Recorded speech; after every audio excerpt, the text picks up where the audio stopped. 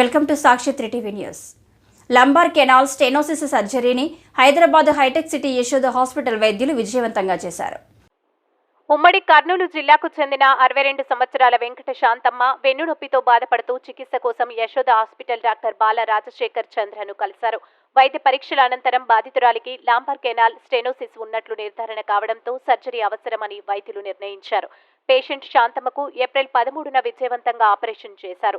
ఈ సందర్భంగా కర్నూలులో విలేకరుల సమావేశంలో డాక్టర్ బాల రాజశేఖర్ చంద్ర మాట్లాడుతూ మోకాల నొప్పులు, వెన్నెముక నొప్పులతో బాధపడేవారు ముందుగా వైద్యులను సంప్రదిస్తే సమస్య పెద్దది కాకుండా వెంటనే నివారించవచ్చని అన్నారు. సమస్య తీవ్రతను బట్టి ఆపరేషన్ చేస్తామని, ఆపరేషన్ కు భయపడాల్సిన అవసరం లేదన్నారు. కర్నూలు పేషెంట్ వెంకట శాంతమ్మ ధైర్యంగా ఆపరేషన్ చేయించుకునేందుకు ముందుకు రావడం హర్షించదగ్గ విషయమన్నారు. పేషెంట్ శాంతమ్మ మాట్లాడుతూ ఎన్నో సంవత్సరాల నుంచి మోకాల నొప్పులతో బాధపడుతున్న తనకు యశోద ఆసుపత్రి వైద్యులు ఆపరేషన్ ద్వారా సమస్యను పరిష్కరించినందుకు ధన్యవాదాలు తెలియజేశారు. అదే ముందే చేస్తుంటే ఇంకా రిజల్ట్స్ బాగుంటాయి. సో తను చాలా భయపడేవాళ్ళు సర్జరీ కోసం. భయపడి అన్ని రోజులు లేట్ చేసి ఎట్ లాస్ట్ ఒప్పుకొని సర్జరీ చేయించుకున్నాక షీఈ్ హ్యాపీ. సో నేను చెప్పేది ఏంటి అంటే డిస్క్ సర్జరీస్ కానీ లంబార్ సర్జరీస్ కానీ మీరు భయపడాల్సిన అవసరం లేదు.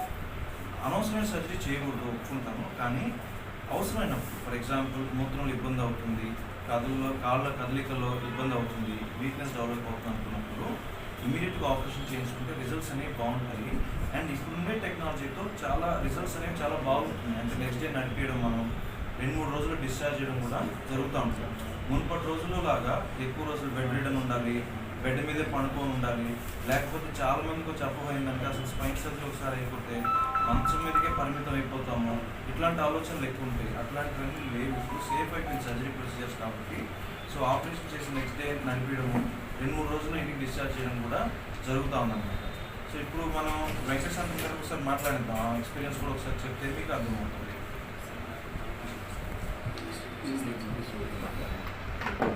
చెప్పండి మీ ఎక్స్పీరియన్స్.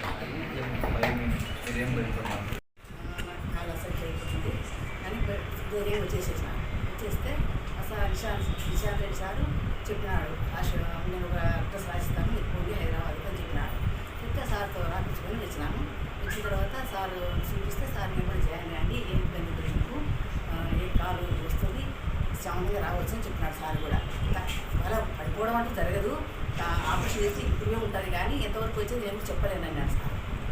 వస్తుంది, రావడం అయితే వస్తుంది అని చెప్పినాడు. తర్వాత సారు జాయిన్ అమ్మన్నాడు హాస్పిటల్లో, హైదరాబాద్లో జాయిన్ అయినాము. సారు చాలా బాగా చేసినాడు. సార్ మరీ కృతజ్ఞతలు. నా నొప్పి లేకపోయింది, కాలు కూడా బాగానే ఉంది. సార్కి నేను చెప్పాలనుకున్నాను కృతజ్ఞతలు మరీ చెప్తున్నాను. సార్ ఇంట్లో సంవత్సరం నుంచి ఇబ్బంది పడితే తర్వాత సార్ ఎక్కువ చేసినాము. సార్ బాగా చేసినాడు. సార్ దేవుడు అనుకుంటున్నాను. నాకు దేవుడితో సమానం. ఇప్పుడు పబ్లిసిటీని కూడా అవేర్నెస్ క్రియేట్ చేయడం. చాలామంది ఏమైందంటే నొప్పికి భయపడి, లేకపోతే ఆపరేషన్ ఏమవుతుందని భయపడి చాలామంది మసాజ్లు, ఎక్సర్సైజ్లు అనవసరంగా చేయించుకొని లాస్ట్ స్టేజ్లో రాకండి. దీని గురించి అవగాహన డెవలప్ చేసుకోండి. అంటే ఫర్ ఎగ్జాంపుల్ వెన్ను నొప్పి అంటే మీకు ఎలా ఉంటుంది? వెన్నుపూస నొప్పితో పాటు కాళ్ళు లాగినట్టు అనిపించడము, జోములు వచ్చినట్టు అనిపించడము, తిమ్మిర్లు వచ్చినట్టు అనిపించడము, లేకపోతే మూత్రంలో ఇబ్బంది రావడము, నడవలేకపోవడము, పాదం వీక్నెస్ రావడం, వేళ్ళ కదలికల్లో ఇబ్బంది రావడము. సో ఇట్లాంటివన్నీ డెవలప్ అవుతా ఉన్నాయంటే ఆ స్టేజ్లో భయపడద్దు, రండి. ఇప్పుడు మనకు అడ్వాన్స్ టెక్నాలజీస్ ఉన్నాయి. అంటే మనం శాంతం గారు ఎండోస్కోపీ చేయలేకపోయాం, ఎందుకంటే ఫ్రాక్చర్ లాంటివి కూడా ఉండే, ఇన్స్టెబిలిటీ అంటాం, దాన్ని ఫిక్స్ చేయాల్సి వచ్చింది స్క్రూరాడేసి. కానీ ఇప్పుడు వచ్చే చాలా మందిలో ఓన్లీ డిస్క్ ఉన్నట్టయితే ఎండోస్కోపీ ప్రొసీజర్ అంటే ఏంటి అంటే మనం యాక్చువల్లీ శాంతం గారు ఎండోస్కోపీ చేద్దామని ప్లాన్ చేసాం, కానీ ఇన్స్టెబిలిటీ ఉంది ఎక్స్రేలో, అందుకే ఫిక్స్ చేయాల్సి వచ్చింది. ఎండోస్కోపీ డిస్క్ తీయడంతో పాటు ఫిక్సేషన్ కూడా చేయాల్సి వచ్చింది. కొంతమందిలో ఈ ఇన్స్టెబిలిటీ లేదు, ఆ మూమెంట్స్ లేవు, ఎముకల్లో కదలిక లేదు అంటే ఓన్లీ ఎండోస్కోప్ వేసి డే కేర్ ప్రొసీజర్ లాగా ఇన్సిషన్ లేకుండా స్కిన్ ఇన్సిషన్ 1 సెంటీమీటర్ కంటే తక్కువ ఇన్సిషన్లో డిస్క్ అనేది రిమూవ్ చేసి కుట్లు అనస్థీషియా కూడా ఇవ్వము. ఆపరేషన్ థియేటర్లో కూడా మనతో మాట్లాడుతూ ఉంటారు. పేషెంట్ అయితే ఏమంటారు, నాతో మాట్లాడుతూ ఉంటారు, పెయిన్ వస్తుందా లేదా, ఇంప్రూవ్మెంట్ ఉందా లేదా, ఇమీడియట్గా అర్థమైపోతుంది మనకు. సో ఇట్లాంటి మనం ఇప్పుడు ఎండోస్కోపీ కూడా చేయడం జరుగుతుందన్నమాట. సో మనం అనుకున్నట్టుగా ఇప్పుడు ఎండోస్కోపీ అనేది అందరిలో చేయలేము. కొంతమందిలో ఎండోస్కోపీ చేయాలి, కొంతమందిలో ఫిక్సేషన్ చేయాలి. సో ఎవరు ఏంటి అనేది ప్రొఫైల్ని చూసి, పేషెంట్ ప్రొఫైల్ని చూసి డిసైడ్ చేస్తాం ఏదైతే బాగుంటుంది, బెటర్ రిజల్ట్స్ ఉంటాయి అనేది. సో శాంతం గారు ఎండోస్కోపీ మనం అనుకున్నాం, కానీ ఇంకా సమస్య పెద్దగా ఉండడం వల్ల ఎండోస్కోపీ కాకుండా ఫిక్సేషన్ అనేది చేయడం జరిగింది. రిజల్ట్స్ హ్యాపీగానే ఉన్నాయి. మనం ఇంకా ఏంటంటే 3 నెలలు 4 నెలలు ఇంకా ఇంప్రూవ్మెంట్ వచ్చి నడక పూర్తి స్థాయిలో రావాలని నేను మనస్ఫూర్తిగా కోరుకుంటా ఉన్నాను. సర్జరీ ఎక్కడ చేశారు, ఎప్పుడు చేశారు? యశోద హైటెక్ సిటీలో చేయడం జరిగింది. సో అప్పుడు 3-4 డేస్లో డిశ్చార్జ్ అయ్యారు. సో ఇప్పుడు తను ఓపీకి వచ్చారు, ఊరి నుంచి ఇక్కడికి ఓపీకి రావడం జరిగింది ఫాలోఅప్కి. నేను ఎవ్రీ మంత్ ఇక్కడ ఫస్ట్ బుధవారం రావడం, సెకండ్ బుధవారం రావడం జరుగుతుంది ఫాలోఅప్కి. సో ఇక్కడ ఫాలోఅప్ చేసుకోవడానికి కూడా ఈజీగా ఉంటుంది. కర్నూలులో దగ్గర ఉండే వాళ్ళు ఎవరైనా సర్జరీ చేసిన వాళ్ళు కూడా ఫాలోఅప్ కోసం హైదరాబాద్ దాకా రాకుండా రెండో బుధవారం యశోద అవుట్ రీచ్ క్లినిక్లో కర్నూలులో చూడడం జరుగుతుంది.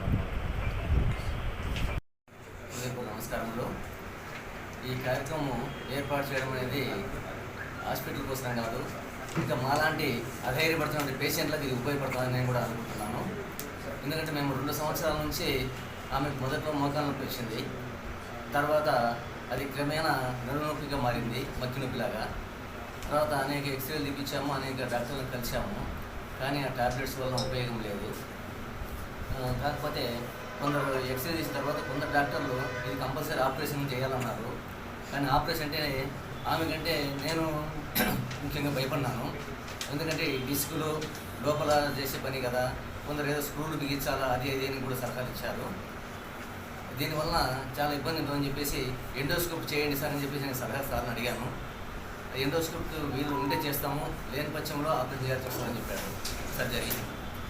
ఎందుకంటే ఎండోస్కోప్ అనేది సింపుల్గా ఉంటుంది అనేది మనందరికీ అభిప్రాయం తెలుసు.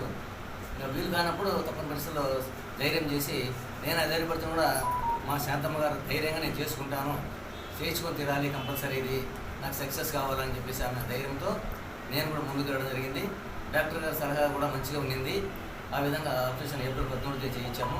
2 రోజుల్లోనే డిశ్చార్జ్ చేశారు. తర్వాత మేము మళ్ళీ ఇప్పుడు ఊరికి వెళ్ళి మళ్ళీ ఈరోజు సార్ గారు ఇక్కడ 2వ బుధవారం ఇక్కడికి వస్తా అంటే ఇక్కడ వచ్చి కలవడం జరిగింది సార్. చాలా సక్సెస్ అయింది, బాగుంది. ఇంకా కొంచెం ఫుడ్ డ్రాప్ అనేది ఇంకా కొంచెం ఉంది. సార్ గారు కూడా ఆ రోజు చెప్పారు 2-3 నెలలు పడుతుంది పూర్తిగా ఫుడ్ డ్రాప్ కంప్లీట్ పూర్తి పోవాలంటే 2-3 నెలలు పడుతుంది అన్నాడు. ఇప్పుడు కొంత బెటర్ అయింది, 2 నెలల్లో పూర్తి అవుతుందని మాకు నమ్మకం ఉంది సార్. ఇది సార్. మీ పేరు? నా పేరు సార్ కొండారెడ్డి, నేను టీచర్ని సార్, కోయలకుంట.